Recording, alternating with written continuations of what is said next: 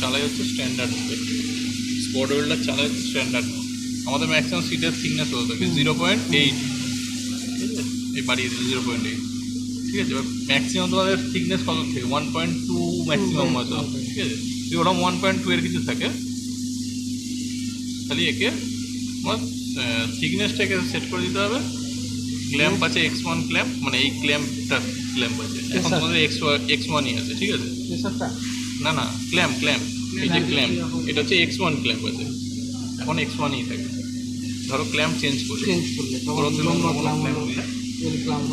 ধরো X2 clamp নিলে তখন এটা চেঞ্জ করে X2তে সেট করে দিতে, মানে ক্ল্যাম্পটা কী আছে সেই ওয়াইজ। প্রেসার থাকতে হবে তোমার 6 to 8 বার, 6 থেকে 8 বার যেন প্রেসার অবশ্যই থাকে, তবে গিয়ে স্পট ওয়েল্ডার চলবে, মানে স্পট ঠিক মতো লাগবে, হয়তো ছেড়ে যেতে পারে এয়ার প্রেসারটা। আর এটা হচ্ছে মেটাল, হ্যাঁ আমাদের তো গাড়ির মেটাল স্টিল নয়, আমাদের হচ্ছে HSS মানে হাই স্ট্রেন্থ স্টিল, ঠিক আছে। তোমাদের HSS 0.8 এটাতেই ম্যাক্সিমাম কাজ থাকে। এছাড়া বাদের মধ্যে অন্য আল্ট্রা হাই স্ট্রেন্থ স্টিলের থাকে, সেটাও করতে পারবে। বোরন পারে যদি থাকে সেটাতেও করতে পারবে। বোরনটা কি? বোরন গাড়ির পার্ট কিছু পার্ট তোমার গাড়ির কিছু ধরো অ্যাসেম্বল করতে হবে। হ্যাঁ, মানে অ্যাসেম্বল না, ধরো 5% বা 10% পার্টে না তুমি বোরন পাবে গাড়ির, বাট তোমার যেগুলো রানিং যেগুলোতে স্পট পড়বে সেগুলো ম্যাক্সিমাম HSS, ঠিক আছে। কিছু কিছু গাড়ির থাকে বোরন, মেশিন তো শুধু টাটা হিসেবে বানানো না, মেশিন সব হিসেবে বানানো, ঠিক আছে। এই তোমার সেট হয়ে গেল, দিয়ে আর কিচ্ছু করতে লাগবে না, খালি একে এখানে সেট করে দিবে। আমি জাস্ট ফ্রিলি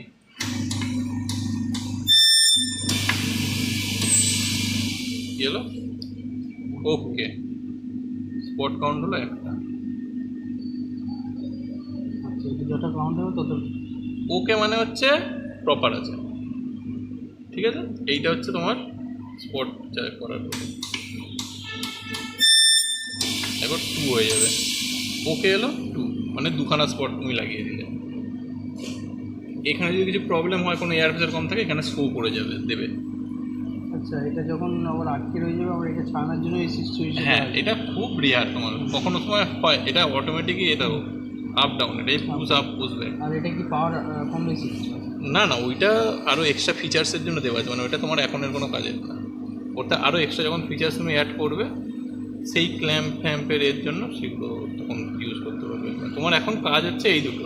বড় ক্ল্যামের যখন অন্য ক্ল্যাম মানে ধরো অন্য ক্ল্যাম লাগালে ওইটা তখন তুমি সেট করতে পারবে, মানে এখন তো একটা ক্ল্যামের কাজ চলছে, তোমার মেন শুধু এই বাটনটারই কাজ, আটকানোর কথা না। আটকে যদি চাই কখনো মাল্টিতে হচ্ছে তোমার 103 আমরা কাজ করি, স্ট্যান্ডার্ডে কাজ করবে। তোমার এখন সিট কত হয়েছে 0.8, তাহলে এখন সিলেক্ট কত হয়ে আছে?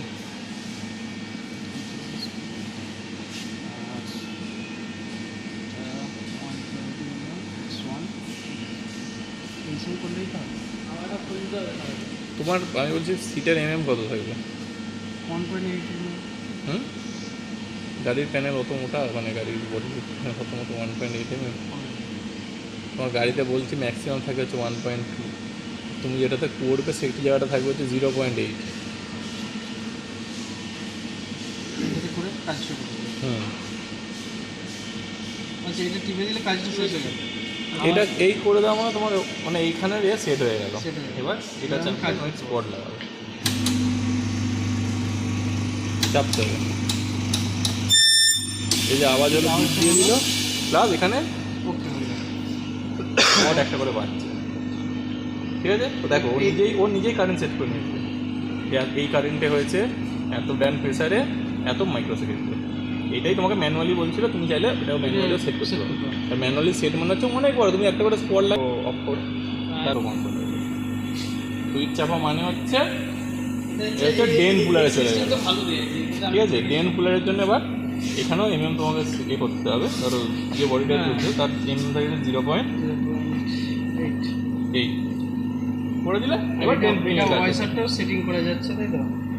ওয়াসার তো তোমার এখন স্টার্টের কাজে, এখন কন্ট্যাক্ট সিঙ্কিং করছো না, এটা হচ্ছে মানে কন্ট্যাক্ট সিঙ্কিং মানে হচ্ছে পয়েন্ট, যেটা দেখবে এর মধ্যে একটা অ্যাটাচমেন্ট দেওয়া আছে, সেটা করতে হবে। এবার এটাকে রডটা যেরকম ঢুকছে এটাকে ওর মধ্যে ঢুকিয়ে দিই, দিয়ে ধরো যে পয়েন্টগুলো উঁচু উঠে থাকে না, তার মধ্যে এরকম দিলে তখন এই কন্ট্যাক্ট সিনকে দিয়ে করতে হবে, দেখতে পাচ্ছি এখানে ছবি দিয়ে দিয়েছে হ্যাঁ যে উঁচু এটাকে বসানোর জন্য এই অ্যাটাচমেন্টটা দিয়ে বসিয়ে দিতে। এরপর আছে গ্রাফাইট পেন। গ্রাফাইট পেন মানে হচ্ছে এটা তোমার হচ্ছে কার্বন সিঙ্কিং।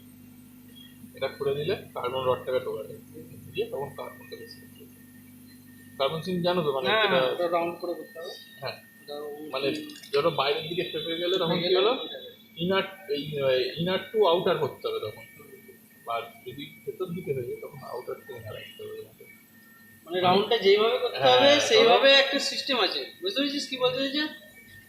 ধরো এইভাবে হয়তো ধরো ঘোরাচ্ছিস। সিটটা বাইরে বেড়ে গেছে, টাইট করছিস তাহলে সেটা ঢুকছে না বাইরের ওটা। দিকে বেড়ে গেছে, তখন কি খুলছিস করতে হবে তখন বেরোচ্ছে। বাইরে এরকম হচ্ছে বাইরে থেকে এরকম এরকম এরকম এরকম এসে ভেতর অব্দি আসতে হবে বাইরে দিকে।